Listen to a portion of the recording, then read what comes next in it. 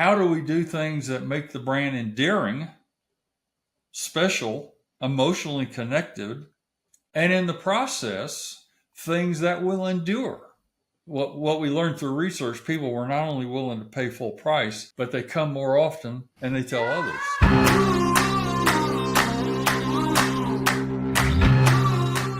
Hey everybody, welcome back again to another episode of Radical Content. My name's Eric Gray, and man, am I pumped, am I excited for today's show. You can already see the background behind this man. Steve Robinson, the former Chief Marketing Officer for Chick-Fil-A, 34 years, although he just corrected me and said almost 35, so I'll make that note for you, Steve. 1 month shy of 35, that's right. You should have stuck around. You should have stuck around and had a clean 35. Well, dude, it is so good to have you on this show. I'm a big fan of not just Chick-fil-A, but your book, Convert Cows. And so there's a lot for us to get into, but thanks so much for joining us today. Thank you, Eric. Thank you very much. So let's get into it. So first off, I'm a giant fan of Chick-fil-A. Like if I opened my app right now, I wonder how many points I have. Do I have more points than you is the real question. I always have to go to my, I should have done this beforehand. I always have to go to my my lifetime points because that's where you can really see that you have a problem. By a problem, I mean addiction. No. All right, I can't find it. We would just call you a raving fan. Oh, that's dude. This podcast literally say it's how brands entertain, connect, and build raving fans. Yes. So you're right on point for this. So I've only got 1,000 points that are available to me right now. Let's go to status. I'm a signature. Lifetime points. Here you go. 57,116. Okay. How am I doing? You're way past adolescence. That's for sure. So I'm a fan. I love obviously the food. I'm from the South. I'm from Texas, but I live in Florida now. So I've just kind of been a Chick-fil-A fan my whole life. So before we get into brand building, that's what we're going to talk a lot about today. I have to ask you first, what is your Chick-fil-A order? What is my Chick-fil-A order? Yeah. Well, my favorite order is the original sandwich and a frosted lemonade. Oh, and if I feel like I can, go overboard a little bit, I'll get waffle fries with it. Oh, okay. Well, slow down there, Steve. Don't get crazy on us. All right. I'm a spicy chicken sandwich meal, but I have a hustle. There's a lot of Chick-fil-A hustles. Yes. So my hustle is I ask for no pickles. Yes. So they have to make it fresh. Yes. And then pickles on this. Not that they're always fresh, but you know what I mean. But then pickles on the side, and so they've got to make. It's literally coming out piping hot. So that's my. I used to be able to do no salt on the fries, and I think they stopped that. I think they caught on to that hustle. That's very hard. Very hard. Like I said, excited to have you on the Radical Content Podcast. I know you've done a lot of these. What we're trying to do and kind of put out into the world is we kind of believe that there's kind of a real big challenge with marketing today. There's a lot of challenges, but there's a real big challenge in marketing. It's a lot about performance versus brand, which we'll talk a lot about. But it's really about brands that really are just focused on transactional rather than relational. That is correct. And trying to kind of say, what are brands doing that are entertaining, that are really connecting and building raving fans? Because we believe those are the brands that are really built for the long haul. That's right. And I know you kind of align with that. I've read it all in the book. We won't go through all of I love your how you got hired with the Truett story. Like if you haven't read the book, go read it. We don't have time to go through all that today, but there's so many rich things. But today, what I want to talk about, because in a lot of other episodes, we talk about social and podcasts and content and things like that, which we can get into a little bit. But today, I feel like I've got like a professional, world-class brand builder on the podcast, not to oversell you a little bit, Steve. But that's what I want to dive into is really how did you build the Chick-fil-A brand? Yes. How did you do things differently? And then how did you sustain it? Does that sound good? Oh, yeah. That's a big question. All right. So then let's start big. What is the secret sauce? It seemed like you guys did something differently, and we'll go through a lot of big tactical things, but just at the highest level, how did Chick-fil-A think about the purpose of brand building and how you were going to do it differently? Okay. All right. That's a very good question, and it's a multifaceted answer. So be patient with me. You got it. I my early professional career was with Texas Instruments and Six Flags Over Georgia. They were strong marketing companies, particularly Six Flags, but they had a very transactional, short-term performance focus, which is Yep. still pretty common. Okay, particularly in publicly owned companies where analysts looking at 90-day performance, and Yeah. CEOs and CMOs are turning over every 3 to 5 years. So I had a transactional background. I come to Chick-fil-A. I'm working for Truett Cathy, an amazing owner and founder. And I can't go into all the detail. It is in my book, but in my first 2 years, I discovered a lot about him and what was important to him. And what was important to him was ultimately captured in the corporate purpose of Chick-fil-A, which we wrote. I was there when we wrote it in 1982 because we were experiencing a lot of growth and a lot of new operators and a lot of new staff joining the business. To glorify God by being a faithful steward of all that is entrusted to us, and to have a positive influence on all that come in contact with Chick-fil-A. Now, we wrote that in response to what was important to him. And by this time, he's already had a 30-plus year career in the restaurant business. He had a diner he opened in 1946. He started Chick-fil-A in 1967. I joined him in January of 1981.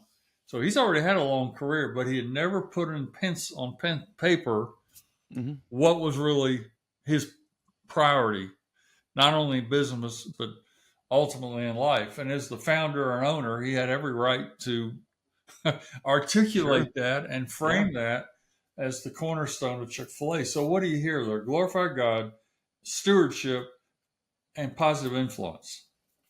And by the way, those three things, the glorifying God and the positive influence, really to him hinged on being a faithful steward. He understood that every decision we made basically was weighing how do you use talent, how do you use money. You can't do everything. How do you prioritize decisions? And part of the litmus test, not all the litmus tests, but part of the litmus test of decision making was, will it have the potential to glorify God, and is it going to have a positive influence on all the people that touch the business, inside and outside? Okay, so I'm almost 2 years into my career at Chick-fil-A before that is written. And then almost simultaneously the same year, we did a national campaign, which they had already put in place, and it involved national couponing. And the redemptions way outperformed the plan. We went over budget by $2 million, a bunch of money back then. And I stepped back from that. First of all, I had to apologize for allowing the promotion to get out of hand. But I realized, when you discount and you coupon and you price deal on your business, you kind of lose control not only of how many redemptions you get, but the bigger issue is you lose control over the perceived value of your business, your product, your service. And so in 1982, late 82, we made the decision we're not going to coupon anymore. We're not going to discount. And the bigger uptake from that, Eric, is we made a decision we were not going to be a transaction chasing company. We were going to drive the business. We weren't going to drive the business by chasing transactions. Now the problem was operators were kind of hooked on the habit of using coupons to, in effect, artificially and short-term stimulate the business. But in the process, they were undermining the perceived value of what a Chick-fil-A sandwich was worth. So we started a long journey, particularly in 1983 going forward. How do we migrate from a transaction-focused business to a brand-focused business? How do we make the brand so unique, so different, so valuable that our people are willing to pay full price and actually feel good about it? So those two critical things happened the same year, were foundational to this turn to, we're going to become a brand-oriented company. Now, the third major contributor to that, which I've already touched on, but you got to think about it, is that we're privately owned. We're owned by a guy who has a long-term vision. He is not, believe it or not, he's not focused on building wealth. He's focused on building a healthy business, a business that creates opportunities and careers for people, where people can thrive holistically. And so his long-term perspective to the business is the third basic underpinning of being able to be a brand-focused business and not a short-term transactional oriented business. Yeah. So we started a journey that basically focused on three things. How do we engage with people emotionally rather than transactionally? How do we do things that make the brand endearing, special, emotionally connected, and in the process, things that will endure?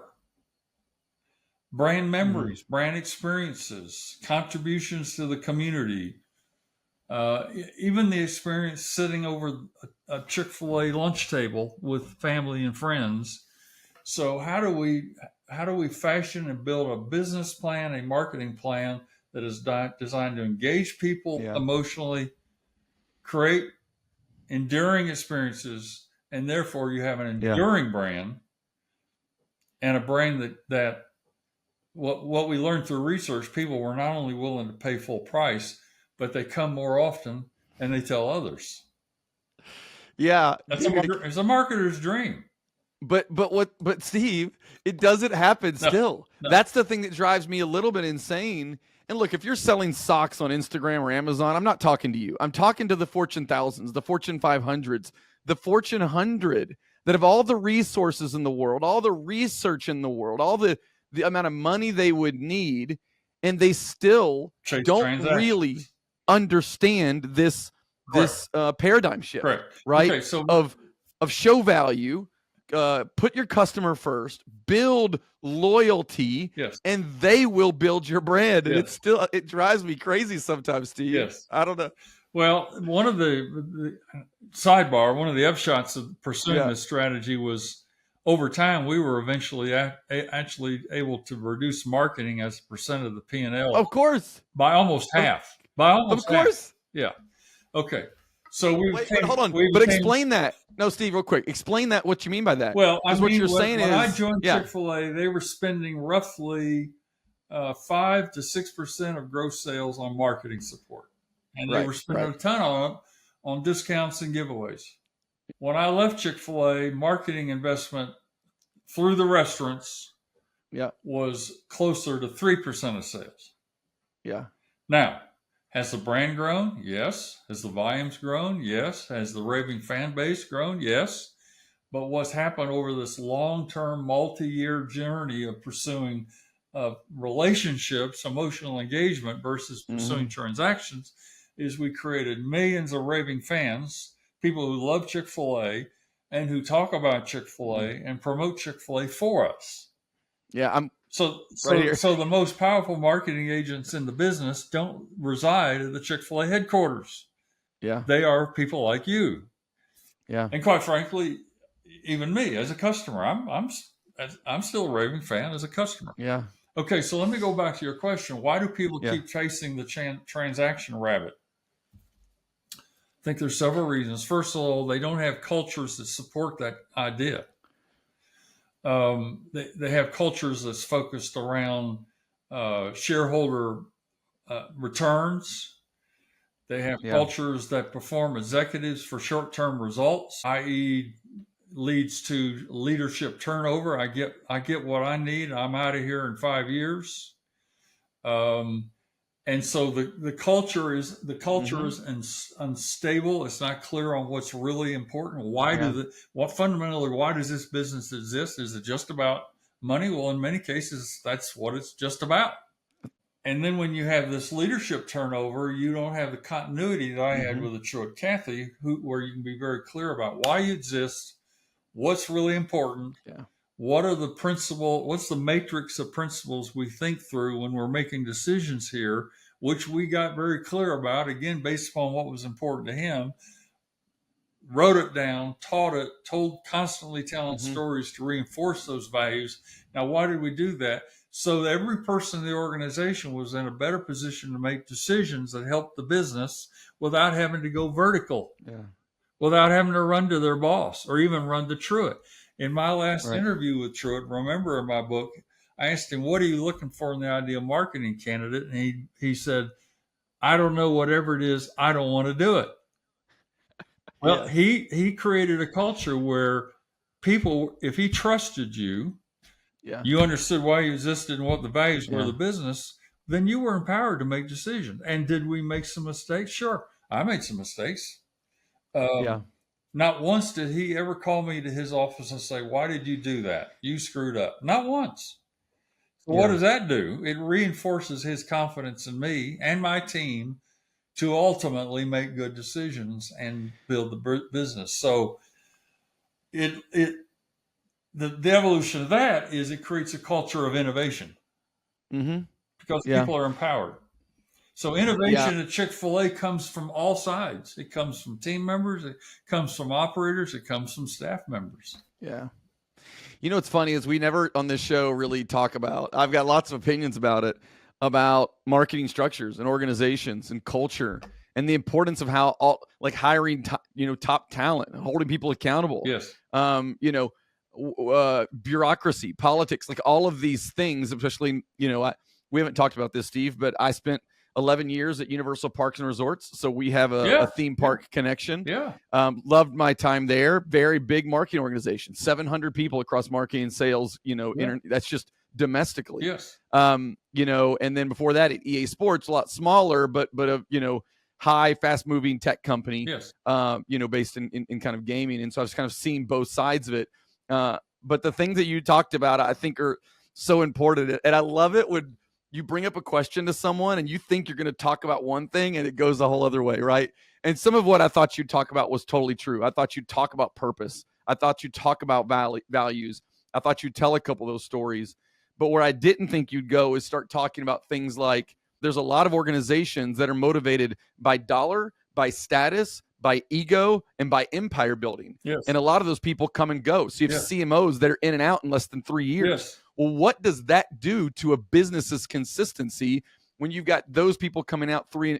Imagine how many summits you got to have and meetings you got to have, an annual plan, and everybody you're trying to realign with and retrain. Yes. And somebody wants to put their thumbprint on it. And you're saying for 35 years almost, I was able to work with the Cathys. I was able to work with a good solid team with probably not a lot of turnover that really impacted how we built the brand and really how we worked the brand building plan, this plan of engage emotionally, have a brand that's endearing, do things that will make this brand last for the long term. Like you didn't have to redo those things every 5 years because you're a new CMO. You set them and you said, let's work them. And then you got into the culture side of things, which is something that Netflix used to say with Reed Hastings a lot, which was freedom and responsibility. If you hire really well and make their job clear and then give them the freedom and responsibility to own it, things change. And I think that's where speed can happen. So let me make one other crucial that. comment, Eric, about, and this is still, it's part cultural. It certainly impacts brand and it ultimately directs marketing. Yeah. And that is listening to customers. When I got to Chick-fil-A, there was no research, no customer insights. First person I hired was a guy to go out and work with operators to find out what did they need to build the brand, build the business. And so he in effect was a staff liaison to solicit feedback from the men and women running the stores, listening. Okay. Second person I hired was a research manager. And the short of that is that we built the strategic direction of the brand and marketing was built around customer insight. Did Truett Cathy have opinions about what should happen with the business or the COO that hired me? Yes, they all had opinions. Mm-hmm. And at any one point they may have been right, but they could have also 50% of the time been wrong. Why? Because they were not informed by the view of the customer. And so I think one of the things that helps build a brand is not only continuity of leadership, continuity of purpose and values, etc., but 100%. continuity of customer data flow. That's Mm. constantly informing leaders what's important to customers, what do they love, what don't they love, where are we dropping the ball, where are there gaps in the marketplace we can exploit that these other brands either aren't or can't. And like, for example, Chick-fil-A, we discovered that around the whole issue of hospitality. We're going after hospitality. So you got to have leadership. Here's my bottom line on this point. You got to have leadership that not only doesn't turn over, but you got to have leadership that's humble enough to submit themselves to what customer insights tell you. Yeah. And yeah, it's always great to listen to your gut. We don't have, for example, at Chick-fil-A, we don't have waffle fries. We don't have grilled chicken. We don't have nuggets. I sit here and list several we don't have the cow campaign. If it wasn't customer insights to reaffirm through focus groups, in-store testing, listening to customers, that those were things people love. And I was able to go back to Truett, Kathy, and our leadership team and say, if we don't do waffle fries, we're nuts. And here's why. They didn't want to do waffle fries. They didn't want to do grilled chicken. But we did them, didn't we? Yeah. And we did them because they were willing to submit to the voice of the customers and learn that everything the customer wants isn't right and you can't do it. Then I used to call this informed intuition. Leaders have intuition about the business, have intuition about the brand. The customer insight informs that intuition so that you actually make wiser choices. So fortunately, I worked for a guy who was not only empowering, but he was humble. And he was willing to listen not only to me and everybody else around him, most importantly, he was willing to listen to customers. A lot of companies get themselves in a quagmire, and we've seen some in the last 12 to 18 months in America, because they can't possibly be listening to their customers, or they wouldn't do the stuff they do. Who are they listening to? Some small circle within their business who are trying to do something with the brand that the customer doesn't want, or in fact may actually dislike. Yeah. 3 things out of this first kind of section of this podcast that I think are like just pillars for brand building. And these aren't going to be a surprise. Like, that's the funny thing, Steve. It's like, it's not rocket science. It's purpose, insights, and a rock solid strategy that you stick to. That's right. Correct. And you run the game. Now, inside of each of those, there's a lot of thought, a lot of thinking, a lot of decisions, a lot of debate, and then a lot of buy-in and a lot of creativity. So it's not that it's super simple, but it all ladders back to purpose. And what's funny is, as many times I've asked people, hey, why are legacy brands doing marketing so bad? No one yet on this podcast has said because they don't really know their purpose. That's it. But it's true. It all goes back. I'm 15 months into starting Maverick Content Studio, right? But I'm the Kathy Truett of Maverick, right? I'm very passionate about our purpose, our why, how we're going to operate, the things we're going to do, the things we're not going to do.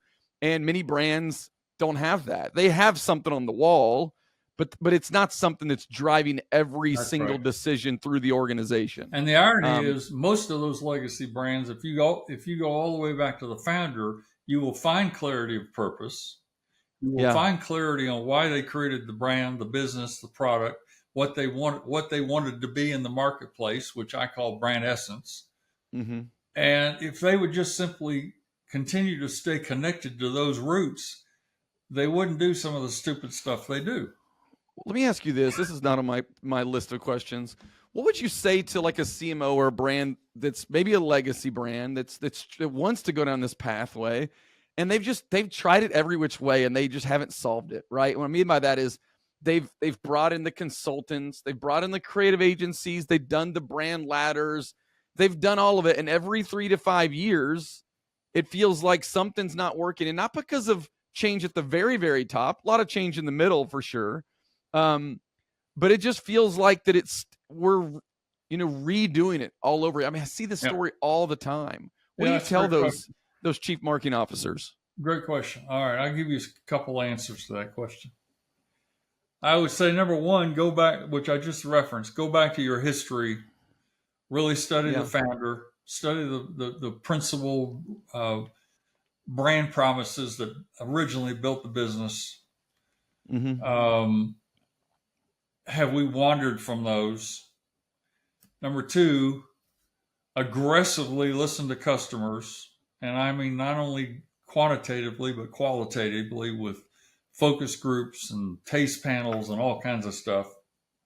What are they saying about your brand?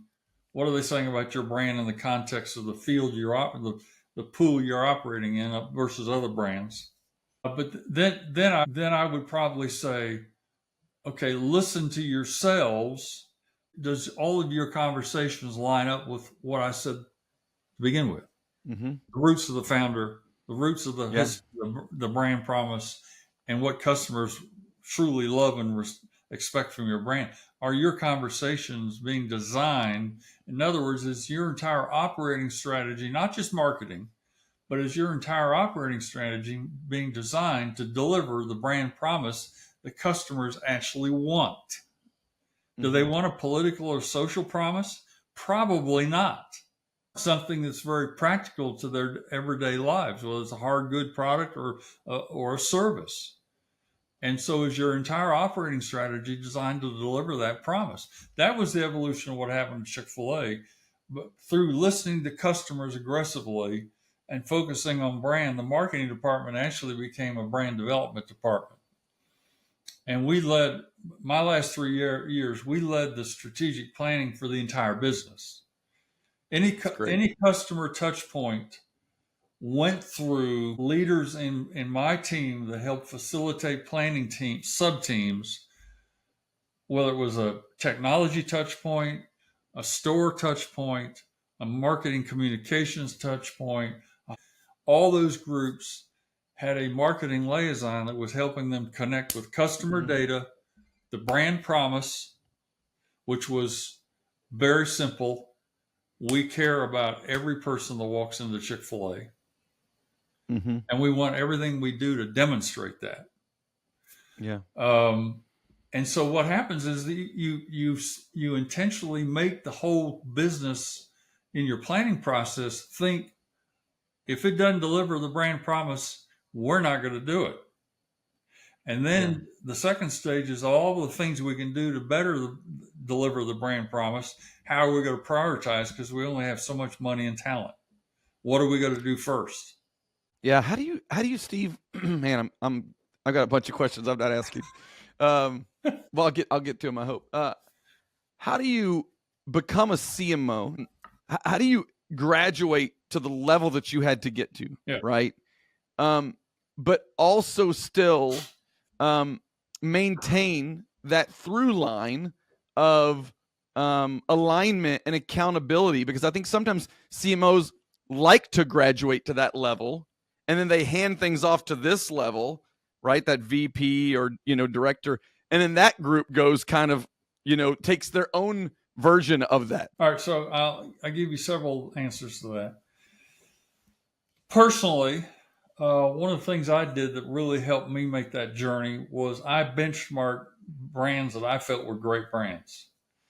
BMW, Nike, Apple, Zappos, in its day, Southwest Airlines, Nordstrom's, Ritz-Carlton. And when I say benchmark, I mean I visited those brands. I visited those retail outlets. I visited their headquarters and visited with their leadership. And I took some of my key leadership with me.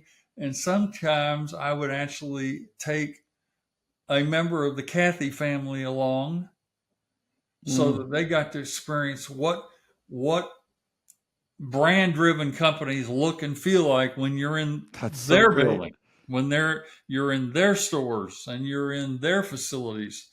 And when you go to Nike and there's an entire mammoth facility that's the Michael Jordan facility and the Bo Jackson facility and the McEnroe facility, what is that all about?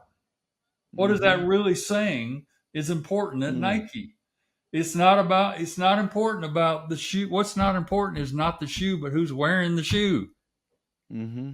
Chick-fil-A is not important. What's important is the experience that people have when they step on our property. Mm-hmm. So part of the journey was learning from other brands that we really respect and seeing what they do with their culture, their communications, obviously their marketing, and how brand promise drives everything they do. Have you seen the movie Air? Yeah. Yeah. It's great. Example. Yeah. That decision to brand a shoe, Air Jordan, totally changed Nike. Yeah. Now, what happens if Nike says, we're not doing that? Well, then he's still selling only 3 or 4 million pairs of basketball shoes instead of billions. Or they're back in running only. They're back in running only. Okay. Yeah. Yeah. So that's number one. Identify brands you really respect that are brand focused companies and go study them. 2, I would have quarterly customer insight summaries for our leadership. Here's what we're hearing from customers about store performance, brand performance, advertising performance. Here appear to be areas of improvement, et cetera, et cetera. So we were focused not just on the P&L, we were focused on the customer's evaluation of the business. Yep. Number 3 is, even though I was primarily focused on brand development, brand evolution, and I was very heavily involved in strategic planning for the business as well as my department. I was very involved in how talent and money was allocated against those plans. And then, yes, I did delegate and allow my team to do their thing, but they had to do their thing according to what we'd agreed to do. Well, yeah, and you spent a lot of time on the front end. On the front end with purpose and with insights, but then even kind of in these pulse moments, we were like, hey, let's go to BMW. Let's see what Ritz-Carlton's doing. That's right. All of that stuff. We even went to Munich, for example. We went to Munich. That's awesome. So, but the CMO or Chief Brand Development Officer has to have their fingerprint on the overall business strategy, and don't be cavalier about that. Yeah. To make sure that everybody is agreeing on strategic things in the 1, 2, 3 year plan that help fulfill the brand promise. And then my responsibility for them is to make sure to get the talent, the people, and the money they need to execute those plans. Don't let them down. Give them what they need to do the job. I feel like we could do all of our time here, but we're gonna step into a little bit of some other questions because I really have a lot of great stuff. But there's so much stuff that's rich here, and I love those few tips. For many years, I started a podcast 2 years ago, and the point of it was I was a young social media director at Universal Parks and Resorts, and I was like, I know there's people at Coca-Cola, people at Marriott, people at Taco Bell that are well in front of me. From a thought standpoint, from a philosophy standpoint, from a tactical standpoint. And I just started calling them and saying, hey, could I get an hour? Yeah. And I just want to ask you some questions. I wanted to find people that were further in front of me and learn. I was ambitiously trying to learn so they could pull me up to that level. And when we left Universal Parks and Resorts, I've ended up meeting all the people that ran the Marriott content team back then. It was David Beebe and Mark and another Mark Grazer. And I told him, I was like, I took your playbook. Like, I loved what y'all did. I read every article. And so I love that idea. And there's no quicker way than to get a team on board than to show them what it looks like in real life. Right? It's one thing for Steve to sit in a conference room and bark around, let's do this. We should be this. We should be this. And that matters if they believe in you and they believe in the purpose. But then when you can follow it up with a tour around, BMW, I'm assuming what you mean at Munich, yes. And going to Southwest Airlines and seeing how they treat their team and how they do culture. And so I love it. I know I keep restating the stuff that you're saying, but it's so good. There's nothing that replaces physically seeing a great brand yourself, both at the retail level and at the leadership corporate level. You walk into USAA, that's another one we visited. San Antonio. Walk into USAA, you're not there very long before you feel and sense the culture. You see how they're organized. You see how not only you're treated as a guest, but you see how they're treating each other. Well, this is true in every environment we went to. So one of the first things you sense when you actually physically go visit these companies is you got a handle on their culture and how the brand promise is an extension of what they have defined as important, why we exist. Now, our corporate purpose is obviously very unique, but all these businesses we visited had a very clear purpose on why they existed. I mean, Nike was the evolution of Nike became why we exist is to unleash the athlete in you. Pretty simple idea. Yeah. You want to be like Mike? You need Mike's shoes. Yeah. So there's nothing. A phone call's fine, but if you really want to go deep on this, I think you gotta really study these other. I mean, that whole journey of visiting these other companies was spread over probably 3 or 4 years. Sure. There's a quote that I've used many times to talk about what I do. Right, I'm a content strategist. I'm a former sports radio guy turned marketer who believes that our job as marketers is not really different than my job in radio. It's to do things to connect and entertain you, so you'll come back to the show from 3 to 6 tomorrow. Right. I believe your job at Chick-Fil-A was the same thing, to do something to connect and engage. And so when you get a little hungry, you're like, some waffle fries sounds good today, right? Because you've got a relationship. So this is a quote that I've used many times from the Harvard Business Review. Our research across hundreds of brands and dozens of categories shows that the most effective way to maximize customer value is to move beyond mere customer satisfaction and connect with customers at an emotional level. That's correct. I mean, the cow campaign was not an accident. We decided we don't want to first of all, we're never going to outspend our competitors. We're small budget, even today, small budget. We've got to have advertising that emotionally connects with them. And we chose the emotion of fun. And that's what eventually drove the development of the cow campaign. We wanted the campaign to be fun. And then we took that campaign not only into media, but into events and stores, and just tried to make Chick-fil-A a fun memory, a fun experience. So when you go to the Chick-fil-A Peach Bowl, you don't just remember the game, you remember something that was fun about how you interacted with Chick-fil-A. It's a great segue. So every day I talk to CMOs that feel like they're stale, they're overly corporate, they just sound like the copy's not great. It sounds like an ad, and I'm like, and it won't work.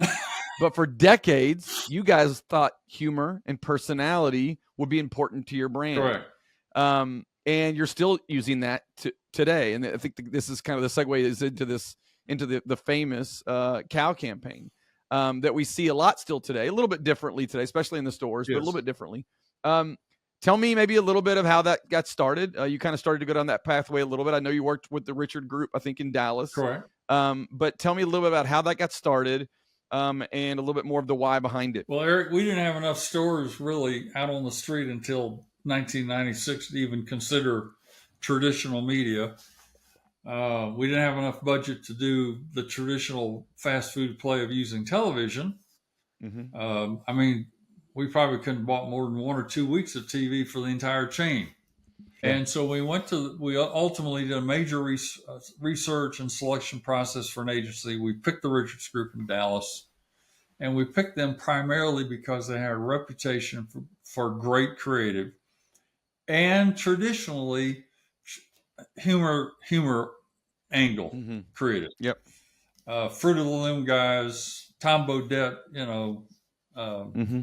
Motel 6, the beach campaign for just went brain dead, the beer, Corona.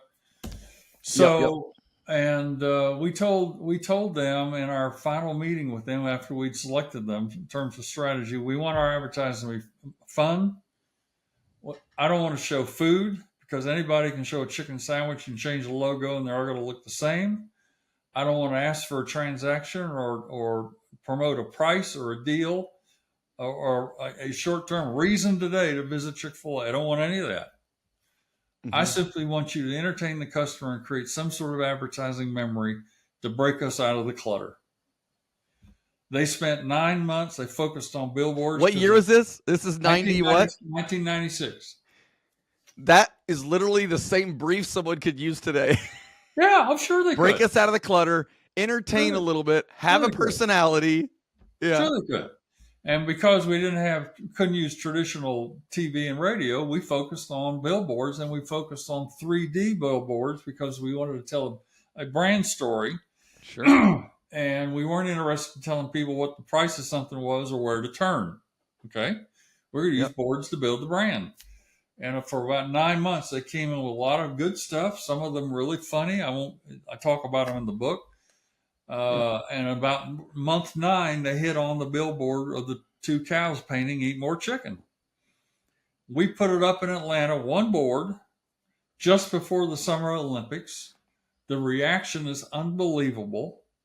Creates buzz in the marketplace, stories in the trade pubs. Press, We put it up immediately in our top 20 markets, one board per market. It's all we could afford.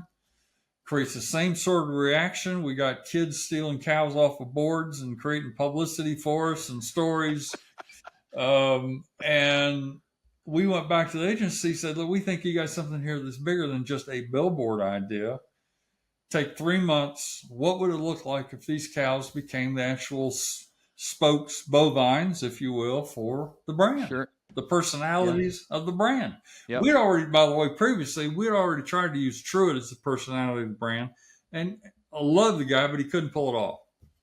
The beautiful thing about the cows is you can get them to say whatever you want them to say, and they don't go out in the market and do something stupid, and you don't have to fire them. So, yes, so we that's released really good. We released that campaign in 1997 in the stores and on other platforms. It just took off. What was it like? We're going to keep going on this, but what was it like the first time they walked in? Because now we know it, right? We know it. We all know it. But it's like, it's cows telling us to eat more chicken. Like when you first saw the humor, because it's not right on the nose. It takes you a second to go, and then it's hilarious the first time you notice it. And of course, that's many years ago for most people. What was it like the moment you saw that pitched to you? Well, the moment I saw it, it wasn't even a pitch. They had sent in 6 new billboard concepts to the guy that was interfacing them on daily, Greg Ingram. Got it. So Greg and I'm in a meeting, and Greg had taken these 6 new board ideas, because that's all we're doing right then. And he'd put them all face down on my desk, so when I came back, I could see them.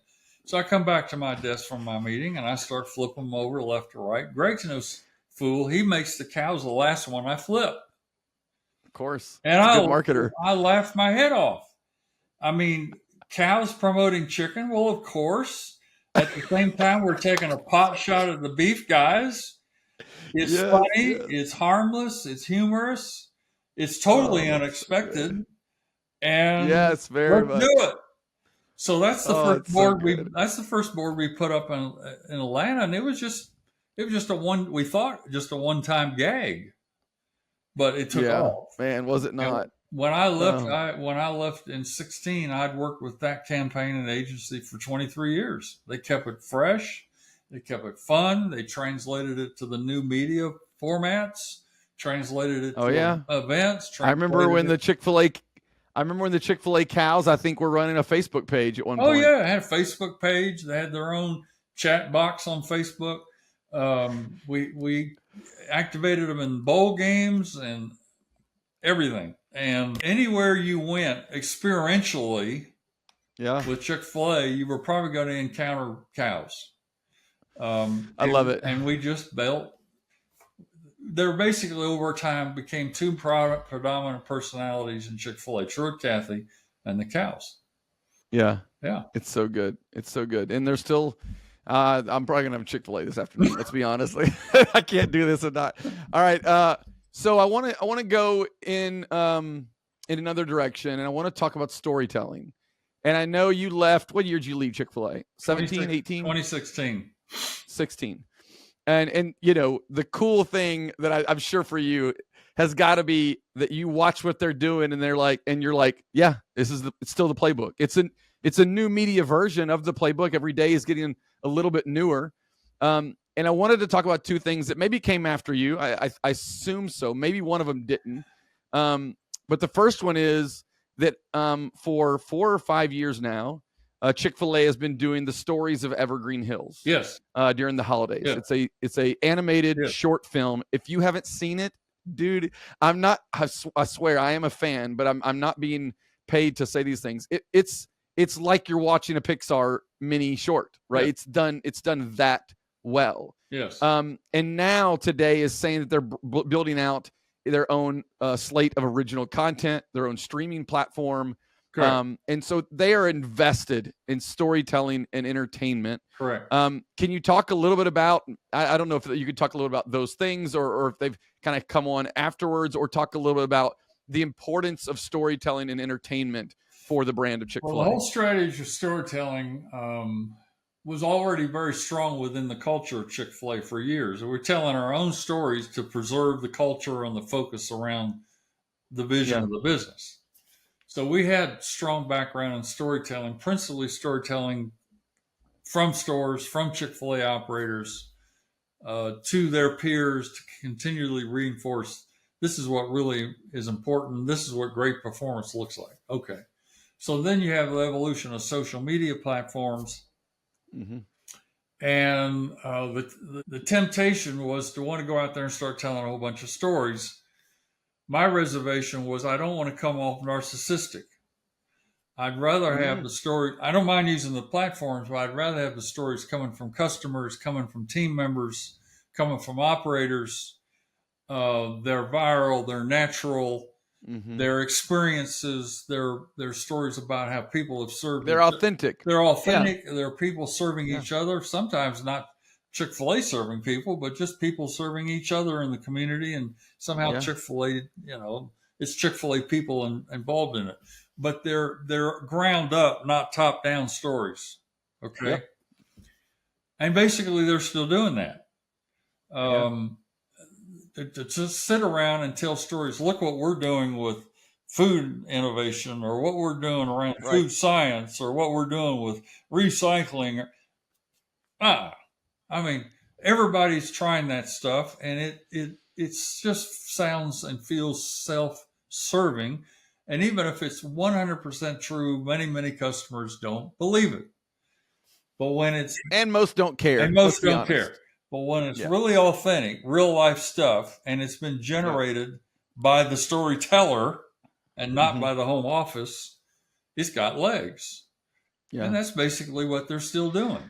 Now, the whole thing with the animation and the creation of content, I can take no credit for that. That's under the leadership of my successor.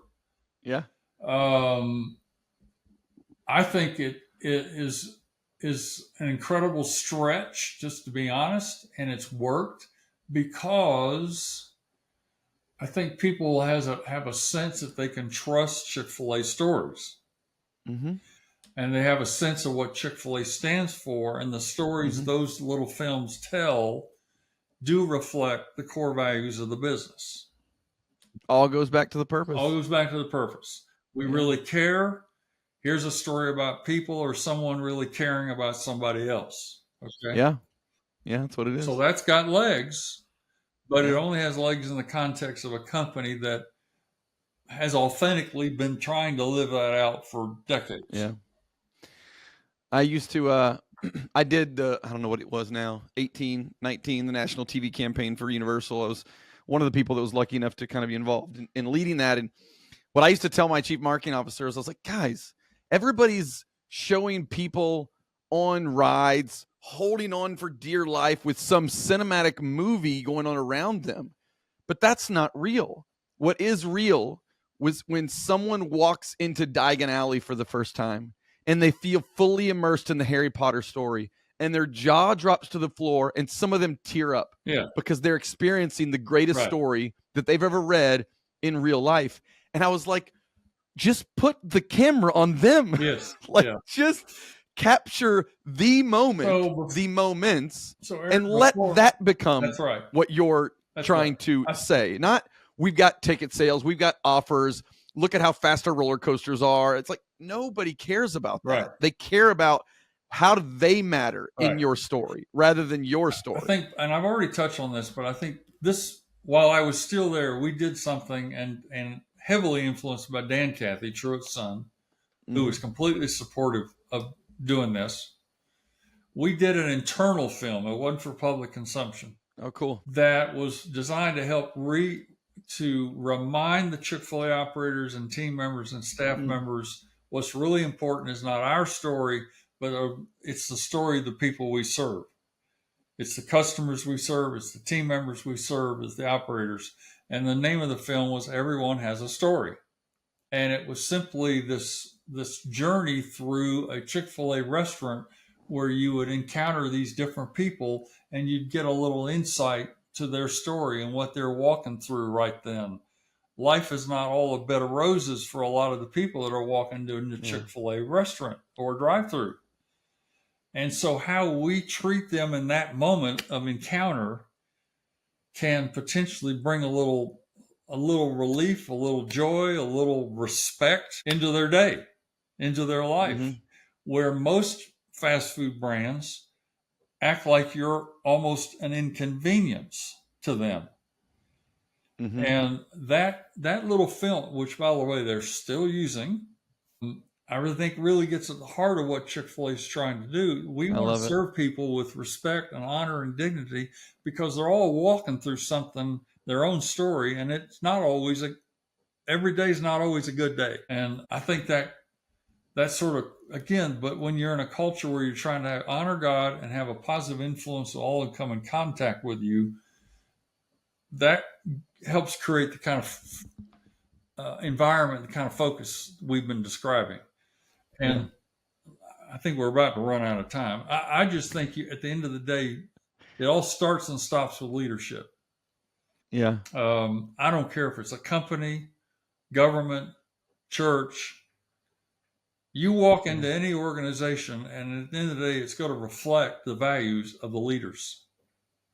And if you want a brand that has a long-term focus, really cares about creating engaging, endearing, and last endearing relationships, you're only going to have that if the leaders talk about it, live it out, reinforce strategy and investments and talent selection designed to deliver that.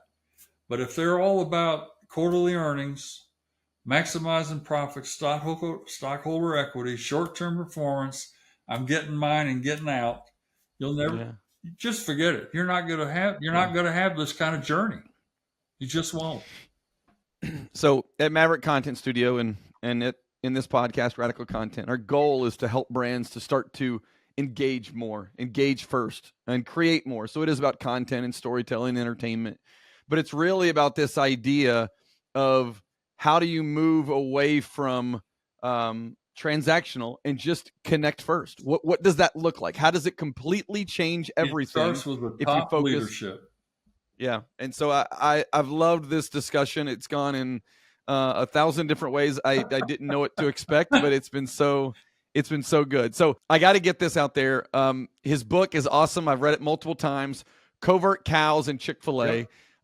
It tells, there's some of the things we kind of touched on today, but he goes really deep on a lot of this, just tons of amazing stories about what they did inside of Chick-fil-A, and make sure that you go check it out. And then srobinsonconsulting.com. I know that you're still active out there in the world and trying to stay busy, but anything else that we can do to promote or talk about? Yeah. Get the book. Anyone that even expresses an interest in me as a speaker, as a consultant, I tell them that's terrific. I'm honored. But let's don't go any further unless you've read the book.